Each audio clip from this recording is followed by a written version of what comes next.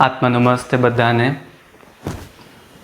અને તમારા બધાનું સ્વાગત છે આપણી યુટ્યુબ ચેનલ ક્વેસ્ટ કોન્ટિનમ પર. અને આજનો આપણો જે વિષય છે એ છે ધ્યાન. ઘણી બધી વાર આપણે ઘણી બધી જગ્યાએ સાંભળ્યું હશે કે ધ્યાન કરવાથી ફાયદા થાય છે.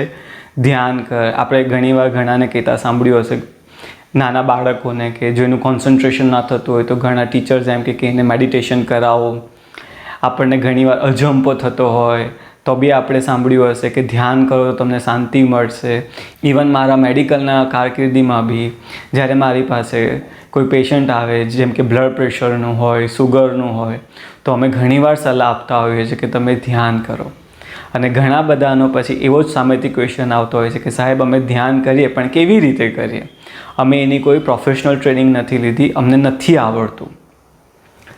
ઘણીવાર ઘણાને એમ બી થાય, આપણે જ્યારે એમ કહીએ કે ધ્યાન કરો એના ઘણા ફાયદા છે તો સાયન્સની દ્રષ્ટિએ એ લોકો એમ માને કે આ એક મિથ છે, આના કોઈ એકચ્યુઅલી બેનિફિટ્સ હોતા નથી, આ બધું કાલ્પનિક છે, જેને મેડિકલ ટર્મમાં ઘણીવાર મેડિકલ સાયન્ટિસ્ટ પ્લેસેબો ઇફેક્ટ કહેતા હોય છે. But believe me, this is not placebo, this is real science, this is very advance, very ancient science. હું તમને જણાવું કે આપણે ધ્યાન કેમ કરવું જોઈએ, ધ્યાન કરવાથી શું ફાયદા થાય છે. તો એક એક્ઝામ્પલ આપીશ તમને કે આપણું જે જીવન છે એક ગાડી છે એના જેમ છે. જે રીતે ગાડીને 4 પૈડા છે એવી જ રીતે આપણા જીવનના બી 4 પૈડા છે. પહેલું પૈડું જે છે એ છે આપણું શારીરિક સ્વાસ્થ્ય. આપણા ગાડીનું જે બીજું વ્હીલ છે એ છે આપણું ભાવનાત્મક અને માનસિક સ્વાસ્થ્ય. ત્રીજું પૈડું છે જે આપણા જીવનનું, આપણા ગાડીનું, એ છે આપણું આધ્યાત્મિક સ્વાસ્થ્ય. અને ચોથું છે એ છે આપણા જીવનનું આર્થિક અને પારિવારિક સ્વાસ્થ્ય, સંબંધો. આપણા ગાડીનું ત્રીજું પૈડું જે છે એ છે આપણું આર્થિક સ્વાસ્થ્ય, ફાઇનાન્શિયલ હેલ્થ. અને ચોથું જે પૈડું છે એ છે સંબંધો. અને જ્યારે આ 4 પૈડા બેલેન્સ હોય ત્યારે જ વ્યક્તિ સ્વસ્થ છે એવું માનવામાં આવે છે.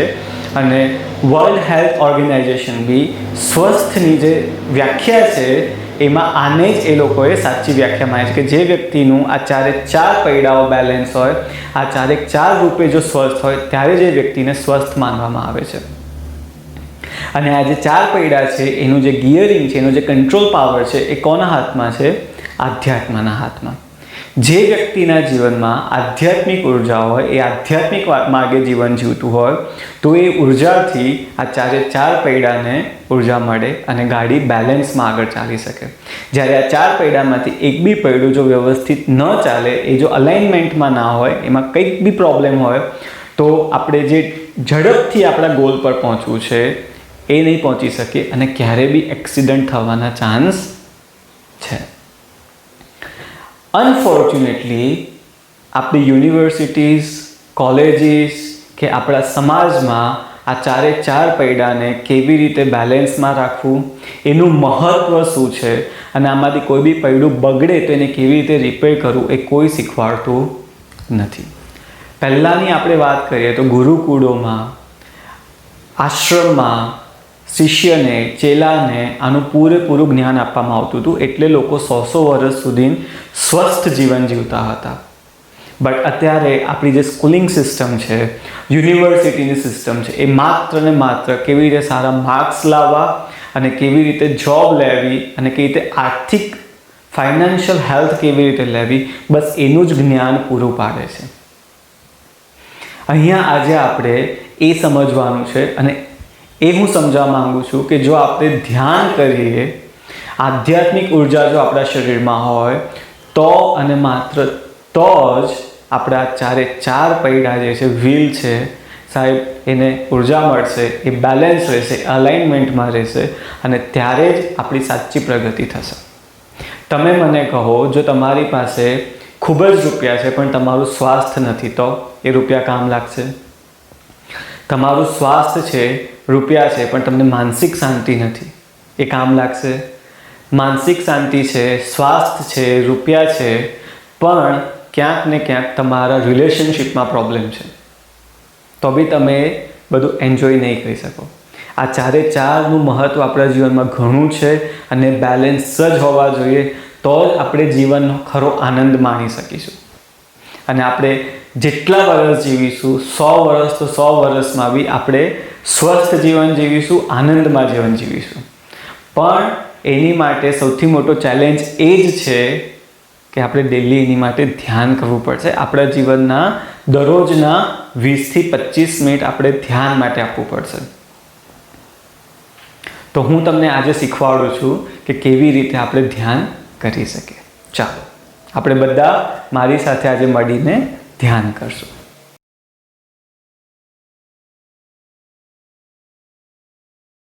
ધ્યાન કરવા પહેલાંની અમુક પૂર્વ શરતો છે, એ ખાસ સાંભળી લેવી. ફર્સ્ટ, ધ્યાન કરતાં પહેલાં થોડી વોર્મઅપ એક્સરસાઇઝ કરી લેવી, જેથી જે ઉર્જાઓ ધ્યાન દરમિયાન આપણા શરીરમાં આવવાની છે એ ક્યાંય અટકે નહીં, કોઈ અવરોધ ઉત્પન્ન ન થાય. બીજું, જ્યારે બી ધ્યાન કરો ત્યારે કમ્ફર્ટેબલ કપડાં પહેરવા અને પૂર્વ દિશામાં મોઢું રાખીને બેસવું. થર્ડ, કોઈ બી જાતનું સ્ટોન કે પ્રિશિયસ, સેમી પ્રિશિયસ સ્ટોન્સ પહેર્યા હોય આવા, તે ખાસ કરીને કાઢી લેવા. ફોર્થ, ધ્યાન કરતાં પહેલાં આપણું પેટ ખાલી હોવું જોઈએ. જો આપણે જમ્યા પછી આપણને ટાઈમ મળતો હોય ધ્યાન કરવાનો, આપણું કોઈ સ્કેડ્યુલ હોય તો જમવાના 2 કલાક પછી જ આપણે ધ્યાન કરવું. ફિફ્થ, નાહ્યા પછી જ ધ્યાન કરવું, નાહ્યા પહેલાં ક્યારે બી ધ્યાન કરવું નહીં. સિક્સ્થ, ધ્યાન કરવાનો ઉત્તમ સમય કયો છે? તો બ્રહ્મ મુહૂર્ત સવારે 4 થી 6 એ ઉત્તમ સમય છે ધ્યાન કરવાનો. જો આપણને મેક્સિમમ બેનિફિટ જોઈતો હોય આપણા ધ્યાનનું અને બેસ્ટ રિઝલ્ટ જોઈતા હોય તો વહેલી સવારે જ ધ્યાન કરવું.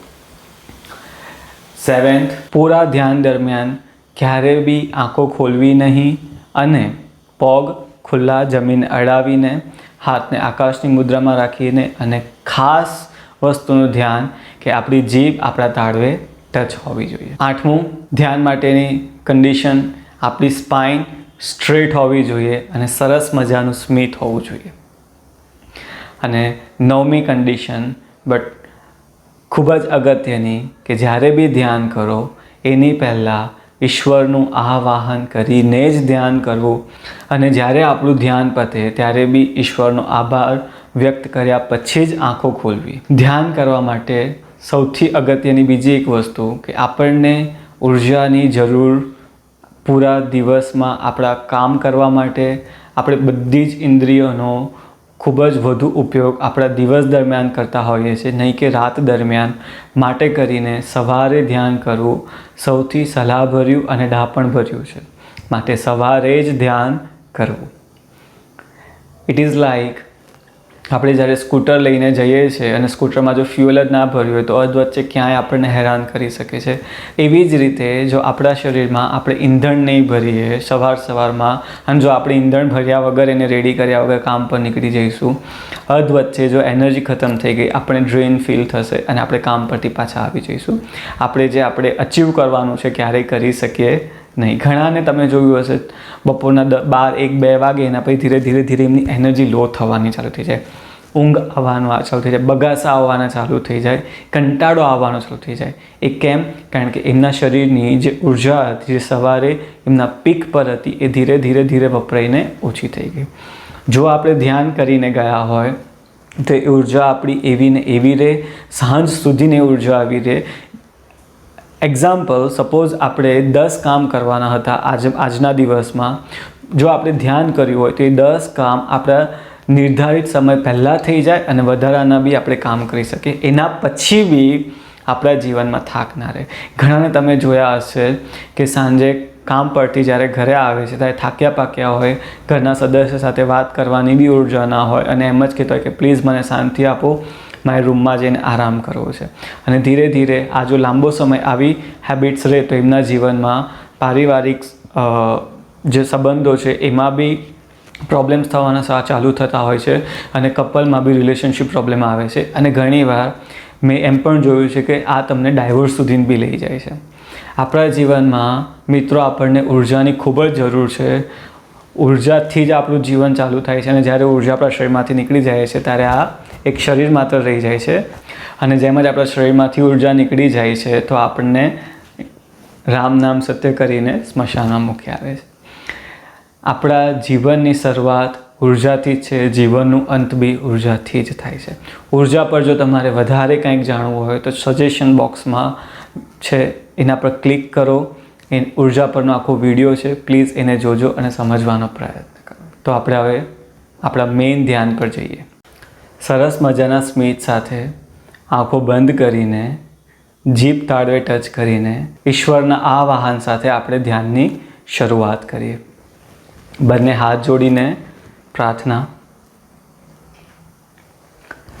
હે પરમપિતા પરમેશ્વર, દિવ્ય માતા, દિવ્ય પિતા, બધા જ આદરણીય ગુરુઓ, સંતો, અવતારો, પવિત્ર દેવદૂતો, આધ્યાત્મિક મદદકર્તાઓ તેમજ મારા આધ્યાત્મિક ગુરુ મહાઆત્મા ચોઆ કોકસુઈ અને એમના ગુરુજી પરમ ગુરુ મહાગુરુજી મેલિંગ તેમજ મારી ઉચ્ચાત્મા, અમે બધા જ આપ સર્વના દિવ્ય માર્ગદર્શન, દિવ્ય જ્ઞાન, દિવ્ય રક્ષણ તેમજ દિવ્ય પ્રેમ, દિવ્ય પ્રકાશ, દિવ્ય શક્તિ, સારા સ્વાસ્થ્ય, આધ્યાત્મિકતા અને ધ્યાનમાં ખૂબ જ સરસ આધ્યાત્મિક અનુભવ થાય એ માટે આપનો પૂર્ણ વિશ્વાસ અને શ્રદ્ધા સાથે આ વાહન કરીએ છીએ. ધીમેથી તમારા હાથને ઘૂંટણ પર આકાશની તરફ ખુલ્લા રાખીને મૂકી દો. જીભ તાળવે ટચ, સરસ મજાનું સ્મિત અને તમારા જીવનની કોઈ સરસ સુખદ ઘટનાને યાદ કરો, એને ફરીથી અનુભવ કરો અને તમારા હૃદય આગળ એક ગુલાબી કલરનું કમળ ખીલી રહ્યું છે એવી કલ્પના કરો. પૂરતો સમય લો. પ્રેમ અને આનંદની લાગણીઓનું ફરીથી અનુભવ કરો. ફરીથી તમારા જીવનની એક સરસ સુખદ ઘટનાને યાદ કરો જેમાં તમને આનંદ અને પ્રેમનો અનુભવ થયો હતો. એને ફરીથી મહેસૂસ કરો ને તમારા મસ્તિષ્કની ઉપર સહસ્ત્રા ચક્ર પર ધ્યાન આપો. કલ્પના કરો એક સુવર્ણ કલરનું કમળ ખીલી રહ્યું છે આકાશની તરફ. આનંદ, પ્રેમ અને આધ્યાત્મનો અનુભવ કરો. તમારી અંદર રહેલી આંતરિક અને દિવ્ય શાંતિને મહેસૂસ કરો. Please don't try to control your breath. એકદમ રિલેક્સ રહો. હવે તમારા હાથને છાતી સમક્ષ આશીર્વાદ મુદ્રામાં લઈ જાઓ.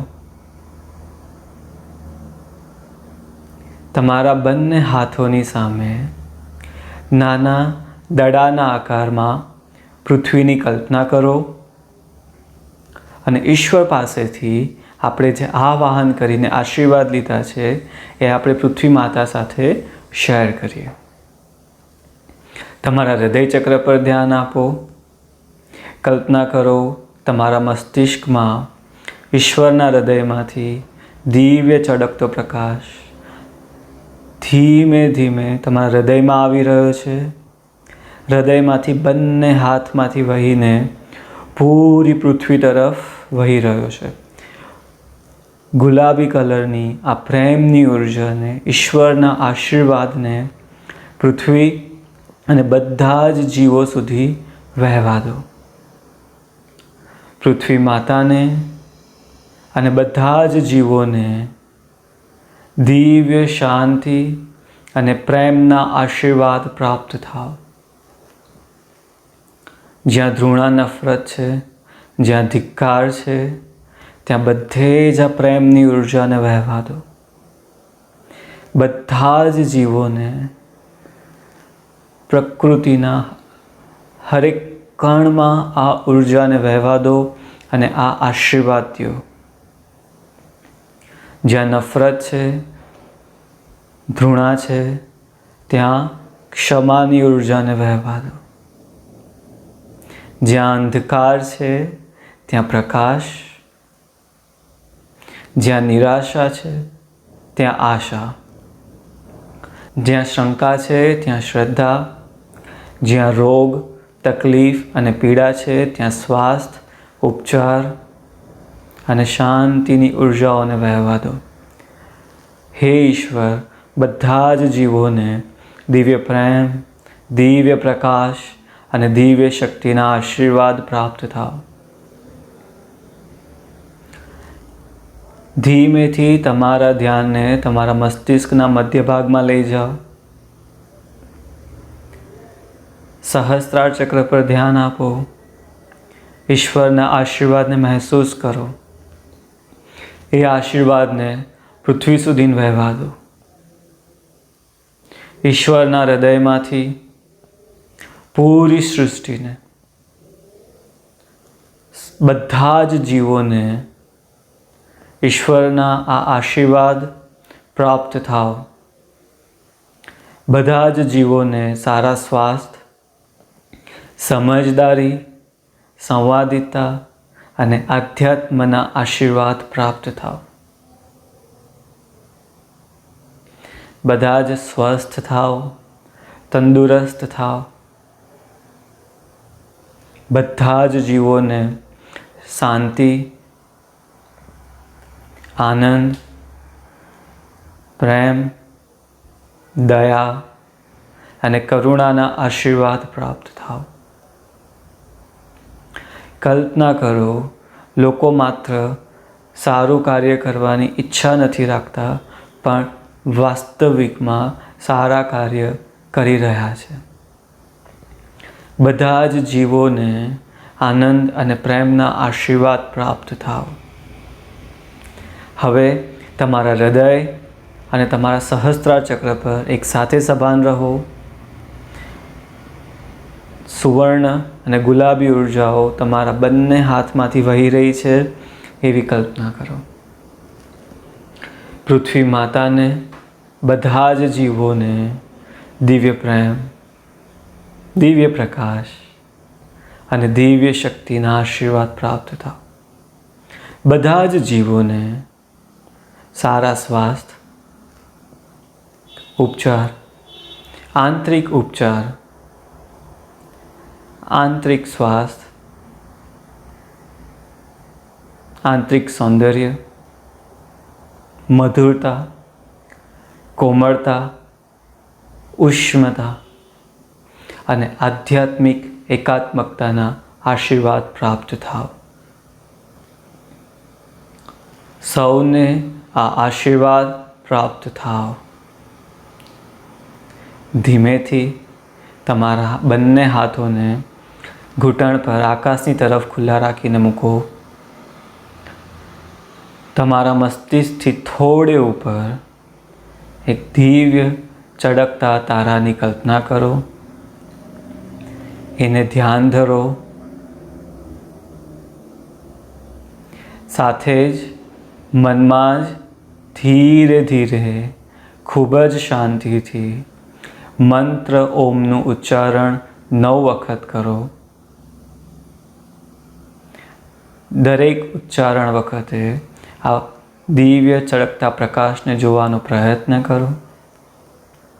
અને 2 ઉચ્ચારણ વચ્ચે જે ગેપ છે, જ્યાં શાંતિનો અનુભવ થશે, ત્યાં તમે ધ્યાનમાં વયા જાઓ. ઓ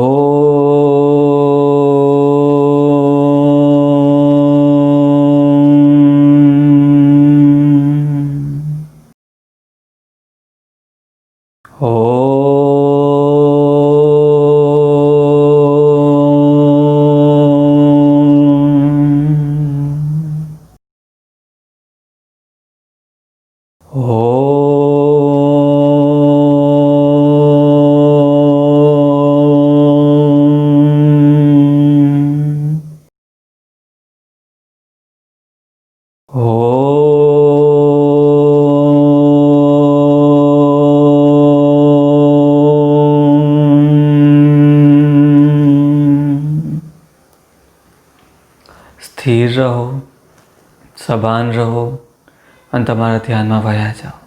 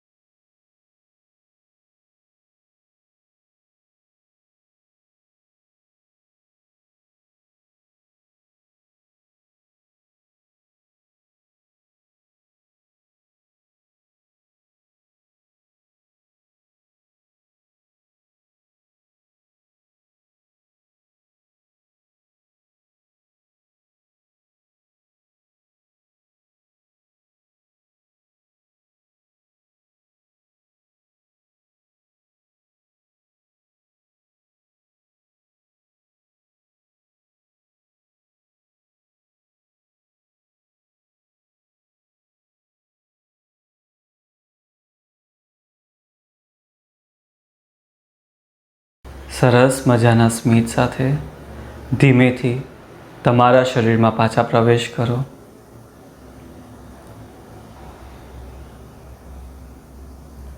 ફરીથી તમારા હાથોને આશીર્વાદ મુદ્રામાં લઈ જાઓ અને વધારાની બધી જ ઉર્જાઓને પૃથ્વીને આશીર્વાદ આપીને મુક્ત કરો. પૃથ્વી માતાને, બધા જ જીવોને દિવ્ય પ્રકાશ, દિવ્ય પ્રેમ, દિવ્ય શક્તિ, સારા સ્વાસ્થ્ય અને આધ્યાત્મિકતાના આશીર્વાદ પ્રાપ્ત થાવ. આપણા ગુરુને અને એમના પ્રોજેક્ટ્સને બી આશીર્વાદ પ્રાપ્ત થાવ. આપણા કન્ટ્રીને આશીર્વાદ આપો. તમે જે દેશમાં રહેતા હોય તમારી કન્ટ્રીને આશીર્વાદ આપો કે કન્ટ્રીને, તમારા દેશને દિવ્ય પ્રેમ, દિવ્ય પ્રકાશ, દિવ્ય શક્તિના આશીર્વાદ મળે, શાંતિ અને વ્યવસ્થા જળવાઈ રહે અને વિકાસ થાવ.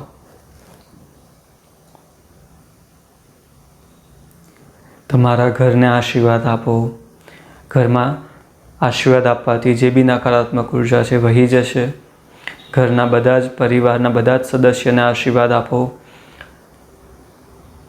તમારા બધા ફેમિલી મેમ્બરને આશીર્વાદ આપો. સારા સ્વાસ્થ્યના, સમજદારીના, સમૃદ્ધિના, પ્રગતિના. તમારા ઘરને ડિવાઇન પ્રોટેક્શનના આશીર્વાદ આપો. તમારા ખુદને આશીર્વાદ આપો. પ્રગતિના, સારા સ્વાસ્થ્યના અને દિવ્ય રક્ષણના. તમારા જે બી પ્રોજેક્ટ્સ હોય, ગોલ્સ હોય એને આશીર્વાદ આપો. જેમ જ એને ઉર્જા મળશે તો એ ઝડપથી ફળીભૂત થશે. એને આશીર્વાદ આપો કે ઝડપથી ફળીભૂત થાય વિધાઉટ એની ઓબ્સ્ટેકલ. અને એવા આશીર્વાદ આપો કે આ બધા જ આશીર્વાદ ઝડપથી ફળીભૂત થાવ. ધીમેથી તમારા હાથને પૃથ્વી તરફ, નીચેની તરફ રાખો, ફેસિંગ અર્થ. બંને હાથમાંથી, પગના પંજામાંથી અને કરોડરજ્જુમાંથી દિવ્ય ચળકતો પ્રકાશ પૃથ્વીમાં જઈ રહ્યો છે અને પૃથ્વી માતાને સારા સ્વાસ્થ્યના, શુદ્ધ હવા, શુદ્ધ પાણી, શુદ્ધ ખોરાકના આશીર્વાદ મળે. પૃથ્વી માતા ફરીથી નવપલ્લવિત થાવ અને હું પૃથ્વી માતા સાથે જોડાયેલ છું. તમારા બંને હાથને છાતી સમક્ષ લઈ જાઓ અને આપણે આભાર પ્રાર્થના કરીએ. હે પરમપિતા પરમેશ્વર, દિવ્ય માતા, દિવ્ય પિતા, બધા આદરણીય ગુરુઓ, સંતો, અવતારો, પવિત્ર દેવદૂતો, આપ સર્વનો ખૂબ ખૂબ આભાર સરસ મજાના ધ્યાન માટે અને આપના આશીર્વાદ બદલ આપનો ખૂબ ખૂબ આભાર. પૂર્ણ વિશ્વાસ અને પૂર્ણ શ્રદ્ધા સાથે સરસ મજાના સ્મિત સાથે આંખો ખોલીશું. હું આશા રાખું છું કે તમને આજના મેડિટેશનમાં, ધ્યાનમાં ખૂબ જ મજા આવી હશે. તમે ખરેખર શાંતિ અને પ્રેમનો અનુભવ કર્યો હશે. તમને આ ધ્યાન કર્યા પછી મને એમ લાગે છે કે એક પ્રશ્ન થશે કે કેમ આપણે આ જ ધ્યાન કરવું જોઈએ, આ ધ્યાન કરવાથી શું મને ફાયદો થશે બીજો. ઘણાને એવા ક્વેશ્ચન થતા હોય છે કે ખરેખર આપણને ગાઈડેડ મેડિટેશનની જરૂર છે, શું આપણે આપણી જાતે આંખો બંધ કરીને મેડિટેશન ના કરી શકીએ? એનો જવાબમાં હું ખાલી એટલું જ તમને સમજાવવાનો પ્રયત્ન કરીશ કે આજથી જ્યારે 20 વર્ષ પહેલાં આપણી પાસે ગૂગલ મેપ, નેવિગેશન્સ નહીં હતા, ત્યારે આપણને કેટલું પૂછીને કોઈ જગ્યાએ પહોંચવું હોય, કોઈ સ્થળ પર તો આપણે પહોંચવું પડતું હતું. ઘણીવાર આપણે રોંગ એડ્રેસ પર બી પહોંચી જતા હતા. એમાં સમયનો ઘણો બગાડ થતો હતો. જ્યારથી નેવિગેશન આવી ગયું ત્યારે આપણે શું એનો બેનિફિટ થયો કે આપણે એક તો કોઈને પૂછવું નથી પડતું અને આપણે જ્યાં પહોંચવાનું છે ત્યાં જ સાચા એડ્રેસ પર પહોંચીએ છીએ, એ બી ઓછા સમયમાં. બસ આટલો જ ફરક છે એક ગાઈડેડ મેડિટેશન અને એક નોન ગાઈડેડ મેડિટેશનમાં. તમે આંખો બંધ કરીને કરી તો શકો છો ધ્યાન, પણ તમને નથી ખબર કે તમે ક્યાં પહોંચશો અને એ જે એડ્રેસ છે કયું છે. જ્યારે ગાઈડેડ મેડિટેશન તમને ત્યાં જ લઈ જાય છે જ્યાં તમારા આત્માને, તમારા જીવને, તમારા મનને પહોંચવું છે. બીજું, આ જે આખું મેડિટેશન છે એ કર્મના સિદ્ધાંત ઉપર આધારિત છે. જે આપણા પ્રારબ્ધ કર્મ છે, સંચિત કર્મ છે, એ જે ખરાબ કર્મ છે એમાં એને સાફ કરવાનું કામ આ મેડિટેશન કરે છે. જેવી રીતે આપણે ડેલી શોવર લઈએ છીએ, આપણા શરીર પરના જે ટોક્સિન્સ છે, બેક્ટેરિયા છે, એને સાફ કરીએ છીએ બાથ લઈને અને આપણા શરીરને શુદ્ધ કરીએ છીએ. તો જ્યારે આપણે આમ ધ્યાન કરીએ છીએ તે આપણા આત્માને શુદ્ધ કરે છે. આ આત્માનું સ્નાન છે. તમે મને કહો, જો આપણે 10 દિવસ સુધી સ્નાન ન કરીએ તો આપણા શરીરમાં કેટલા રોગો થાય? તો તમે જસ્ટ વિચાર કરો કે આટલા વર્ષોથી આપણે ધ્યાન નથી કર્યું, આટલા વર્ષોથી આપણો આત્મા રખડીને ઘણા બધા શરીર, અનુભવ અને બિલીફ સિસ્ટમ ડેવલપ કરીને અહીંયા સુધી પહોંચ્યો છે. જો હજી આપણે સમય રહેતા એને શુદ્ધ નહીં કરીએ તો એ કેટલો ટોક્સિક થશે અને કેટલી બીમારીઓને નોતરશે. હવે સાયન્સ એમ કહે છે કે આપણા શરીરમાં જેટલા બી રોગો થાય છે એમાંથી 90% રોગોનું મૂળ કારણ જો આપણે જોઈએ તો એ સાયકોસોમેટિક છે, મતલબ કે આપણું મન. અને મનની ઉપર છે આપણો આત્મા. જો રોગોથી બચવું હોય, માનસિક રોગોથી બી બચવું હોય, શારીરિક રોગોથી બી બચવું હોય, તો જેમ સાયન્સ કહે છે કે મનથી રોગો થાય છે તો અને મનને શુદ્ધ કરવા માટે એક જ આપણી પાસે હથિયાર છે, એ છે ધ્યાન. બાકી આપણે 5 સ્ટાર હોટલ્સમાં બી રહીએ, મોટા મોટા રિઝોર્ટ્સમાં બી જઈએ, વેકેશન્સ પર બી જઈએ, છતાં બી આપણે જોઈએ છે કે ત્યાં બી આપણને એટલો જ અજંપો હોય છે. ભલે આપણો પર્પઝ હોય છે કે ત્યાં આપણને શાંતિનો અનુભવ કરવો છે, આપણે રિજ્યુવિનેટ થવું છે, આપણે રિચાર્જ થવું છે, પણ છતાં બી આપણે ત્યાં નથી થઈ શકતા અને એવા ને એવા જ પાછા આવતા હોઈએ છીએ. સેકન્ડ થિંગ, જેમ મેં કીધું એમ કે આ મેડિટેશન એ કર્મના સિદ્ધાંત ઉપર આધારિત છે. આપણને કોઈ બી તકલીફ હોય, આપણે એની માટેના બ્લેસિંગ્સ જ્યારે બીજાને આપીએ ત્યારે આપણે એની માટે લાયક બનીએ છીએ અને આપણને મળે છે. કર્મનો સિદ્ધાંત સાહેબ શું કહે છે કે તમે જે બીજ વાવશો એ જ બીજ તમને ઉગીને ફળ આપવાના છે, અનેક ગણા થઈને તમારી પાસે પાછા આવવાના છે. તો તમારા જીવનમાં જો તમને શારીરિક તકલીફ હોય તો તમે બીજાને આશીર્વાદ આપો કે એમને સારું સ્વાસ્થ્ય મળે, તો તમે કાર્મિકલી એન્ટાઇટલ થશો અને તમારા સ્વાસ્થ્ય માટેના રસ્તા ખુલતા જશે અને ધીરે ધીરે તમને સ્વાસ્થ્ય મળશે. જો તમને માનસિક બીમારીઓ હોય તો તમે બીજાને આશીર્વાદ આપો કે તમે બધા મેન્ટલી હીલ થાઓ, તો ઇન રિટર્ન તમને એ જ બ્લેસિંગ્સ મળશે અને તમે ધીરે ધીરે સ્વસ્થ થશો. જો તમને આર્થિક તકલીફો થતી હોય તો બીજાને ફાઇનાન્શિયલ હેલ્થના આશીર્વાદ આપો કે જેટલા બી લોકો ગરીબ છે, દુઃખમાં છે, આર્થિક રૂપે દુઃખી છે, એ બધાને આશીર્વાદ આપો કે એ બધા આર્થિક રૂપે સ્વસ્થ થાય, ગરીબીમાંથી બહાર નીકળે. તો કર્મના સિદ્ધાંત રૂપે તમને આશીર્વાદ મળશે અને તમારા જે બી ફાઇનાન્શિયલ પ્રોબ્લેમ્સ છે એ બધા ધીરે ધીરે સોલ્વ થશે, એના રસ્તા ખુલવા માંડશે. ગીતામાં કૃષ્ણએ કીધું છે કે જો કર્મનો સિદ્ધાંત જે માણસ ફોલો કરશે એના ટેબલ પર ક્યારેય ફ્રૂટ નહીં ઓછા થાય અને એના માટલાનું પાણી ક્યારેય નહીં સુકાય.